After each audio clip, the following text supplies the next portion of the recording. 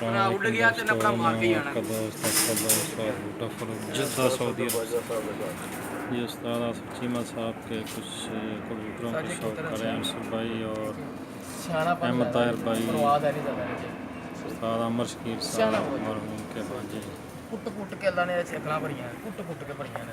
ਇਹਦਾ ਸ਼ੌਕ ਕਰਾਓ ਜੀ ਜਰਾ ਪੱਲੇ ਛੱਲੇ ਦਾ ਦਾਗ ਸ਼ੱਕ ਜਿਹੜੀ ਤੁਸੀਂ ਪ੍ਰਵਾਸ ਪਾਤੀ ਨਾ ਵੇਖੋ, ਉਹਦੀ ਤਿੱਲੀ ਵੇਖੋ, ਇਹ ਤਿੱਲੀ ਵੇਖੋ, ਇਹ ਤਿੱਲੀ ਇਸਕਾ ਪੱਲਾ ਹੈ ਜੀ ਇਸ ਤੋਂ ਵੀ ਬਰੀਕ ਤਿੱਲੀ ਦੇਖੋ। ਉਹ ਜਿਹਨਾਂ ਮਾਦੀ ਕੋਈ ਪਾਣੀ ਨਹੀਂ, ਇਸ ਤੋਂ ਵੀ ਬਰੀਕ ਦੇਖੋ, ਇਹਦਾ ਹੋਰ ਮਜ਼ਾ ਕਰੇ।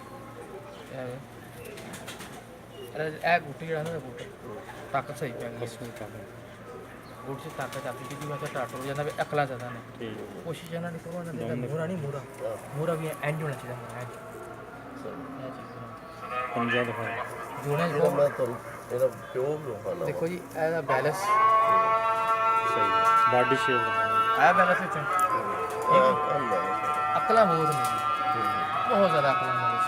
ਮਾਸ਼ਾਅੱਲਾ ਆ ਦੇਖੋ, ਇਹ ਜਿਹੜੀ ਸਮੁੰਦਰ ਦੀ ਇਹ ਜ਼ਮੀਨ ਕਾਲੀ ਹੋਈ ਨਹੀਂ ਉਹਦੇ 'ਚ ਅਕਲਾਂ ਹੀ ਅਕਲਾਂ ਰੱਬ ਨੇ ਕੁੱਟ ਕੇ ਭਰੀਆਂ ਨੇ। ਚੌਧਰੀ ਦਾ ਸ਼ੌਕ ਕਰਾ ਅਕਲਾਂ ਹੀ ਅਕਲਾਂ, ਬਹੁਤ ਜ਼ਿਆਦਾ ਸਿਆਣਾ। ਮਾਦੀ ਲੱਗਦੀ ਨਹੀਂ ਨਾਰੇ ਜਿਸਮ ਮਾਦੀਆਂ ਵਰਗਾ ਦਾ।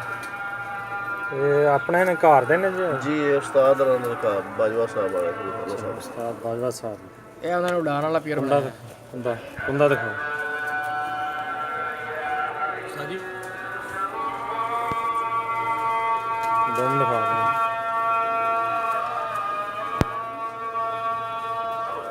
ਸਹੀ ਬਾਡੀ ਸ਼ੇਪ ਇਹਨੂੰ ਸਟਾਪ ਕਰ ਦੇ, ਇੱਕ ਮਿੰਟ ਬਾਡੀ ਸ਼ੇਪ ਸਟਾਪ ਕਰ ਦੋ।